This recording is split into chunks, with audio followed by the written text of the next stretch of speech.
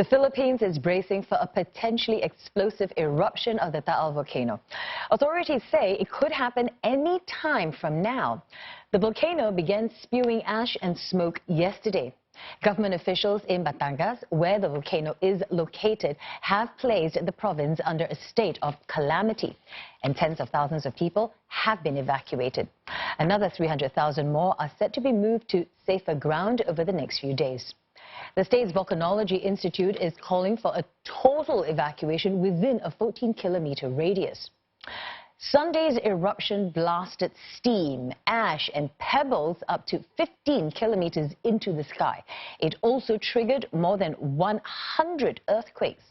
Taal is located on the island of Luzon, about 70 kilometers south of Manila. The volcano complex sits in the center of a lake, and authorities have warned that an explosive eruption could lead to a tsunami. Entire villages surrounding the volcano have been coated with a layer of ash, and hundreds of flights are grounded as Manila's main international airport closed yesterday but has since resumed partial operations. However, schools and government offices remain shut.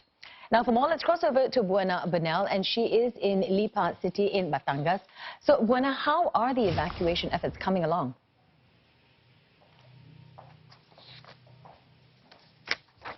Well, each evacuee that we've spoken to so far has a different story to tell. Some of them said that they went on their own, commuting as a family to the evacuation site. Some of them said they hitched a ride. One family even hitched a ride on a fish truck. Another family said they were rescued by the military. But many of them said that their journey, specifically the residents who reside in Volcano Island. This is an island surrounding Taal volcano that was created by a series of eruptions of that island, considered the second most active volcano in the Philippines. They said their journey was terrifying because they were voluntarily evacuating as soon as they felt tremors on Sunday. But when they evacuated to the mainland, they were forced to go farther and farther from one point to another when the alert level increased by 3 notches in a matter of hours on Sunday. That meant that the danger zone was expanded from a mere 6-kilometer radius from the main crater of the Taal volcano to 14 kilometers away from the main crater of the Taal volcano. Now, in Santo Tomas City, one of the evacuation centers there, the local government has appealed for donations. We saw families there who didn't have their own mattresses and blankets. And many of the residents, specifically those from Volcano Island, are actually being serviced in that evacuation center. Some of the residents also say they are worried over the loss of their livelihood. They left their livestock, their boats on Volcano Island. They said that these were their sources of income for their children to be able to go to school, and so they're worried what would happen after this ordeal. Marami kami baboy, isda, kabayo. We need clothes, food, especially food, and masks for the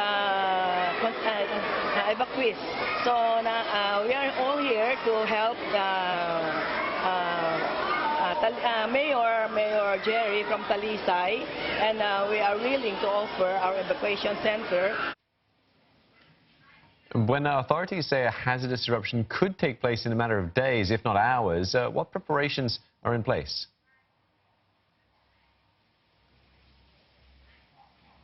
Well, according to the National Disaster Risk Reduction and Management Council, over 24,000 residents residing in the towns within the danger zones have been evacuated to some 75 government-run temporary shelters. Apart from that, the health department says that it is also giving out free N95 masks. There were reported shortages, specifically in the regional capital, Metro Manila, earlier.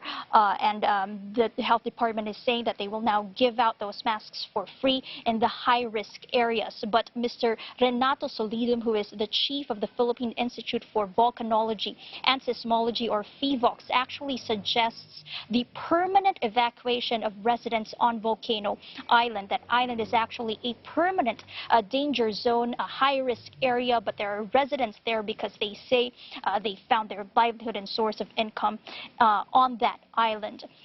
PHIVOLCS also says that the alert level 4 could actually be decreased if there is decreased volcanic activity observed on a Taal volcano. For example, on Monday, it emitted a 2-kilometer steam-laden fume, and that's much lesser than the 10-kilometer to 15-kilometer steam-laden column that it emitted on Sunday. But of course, Mr. Solidum said that the worst may not yet be over because the volcanic earthquakes indicate that magma, there is an upward motion of magma inside the Taal volcano.